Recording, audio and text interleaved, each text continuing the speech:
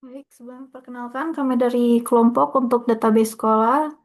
Kelompok itu terdiri dari saya sendiri, Nicole Cetita Nimala, sama Ron David. Di sini fungsi untuk database sekolah sendiri itu untuk mengelola data siswa, data guru, jadwal pelajaran, nilai, dan lain-lain. Untuk fitur-fitur sendiri terdiri dari manajemen akademik yang ada di dalam itu nanti ada sistem tahun ajaran dan semester, tingkat kelas dan jurusan, terus rombongan belajar. Yang kedua ada data siswa dan guru, isinya nanti ada profil lengkap untuk siswa dan guru, terus ada riwayat kelas siswa, lalu ada status kepegawaian guru. Lalu yang ketiga untuk kurikulumnya, nanti isinya ada mata pelajaran berdasarkan kurikulum, kompetisi dasar untuk penilaian, jadwal pelajaran per kelas. Yang keempat ada sistem penilaian, terdiri dari nilai harian, UTS, dan UAS, nilai pengetahuan dan keterampilan, nilai akhir dan predikat, lalu trigger otomatis untuk menghitung nilai akhir. Yang kelima, ada kehadiran. Untuk kehadiran ini isinya nanti ada presensi siswa per mata pelajaran, terus presensi guru harian, sama rekap kehadiran. Terus yang keenam ada ekstrakurikuler. Untuk isinya ada kegiatan ekstrakurikuler, pembinaan dan peserta, lalu ada nilainya juga.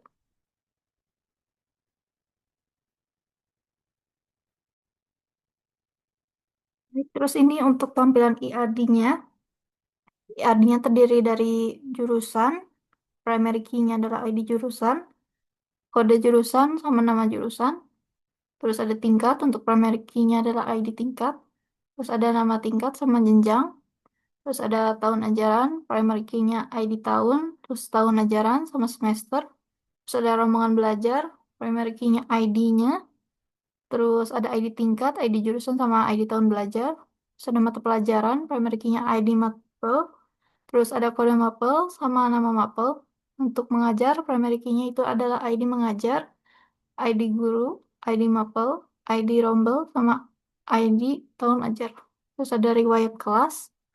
Di sini untuk ID eh primary key-nya itu ID riwayat, terus ada ID siswa, ID rombel, ID tahun ajar, terus ada kompetisi dasar, primary-nya ID kompetisi dasar, terus ada ID mapel sama kode ID, terus ada jadwal, presensi siswa, ada nilai sama nilai akhir.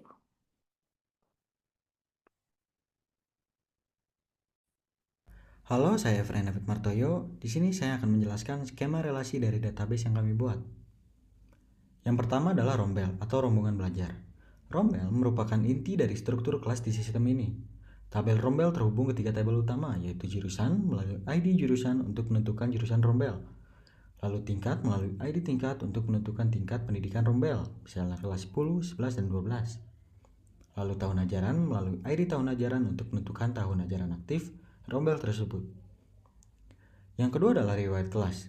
Tabel riwayat kelas mencatat siswa yang pernah berada di rombel mana dan kapan.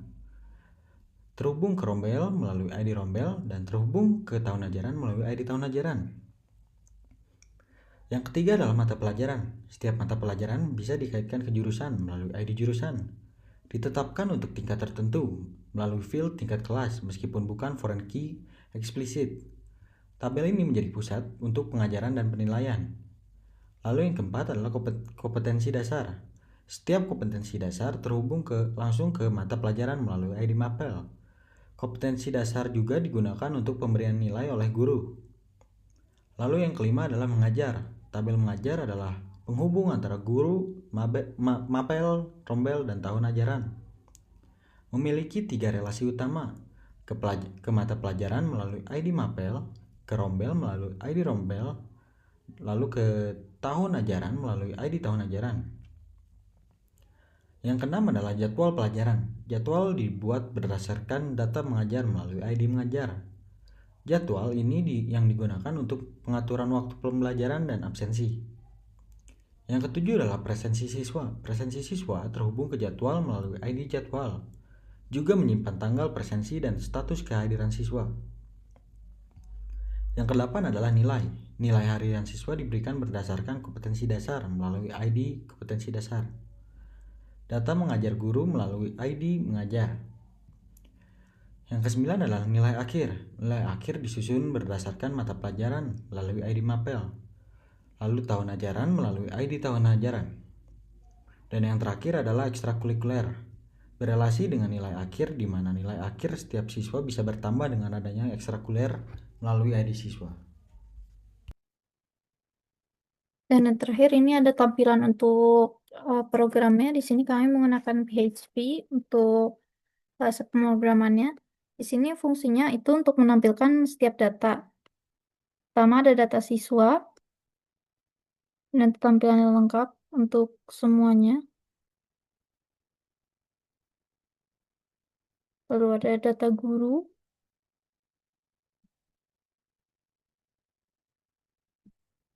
mata pelajaran, ekskul, dan nilai untuk siswanya.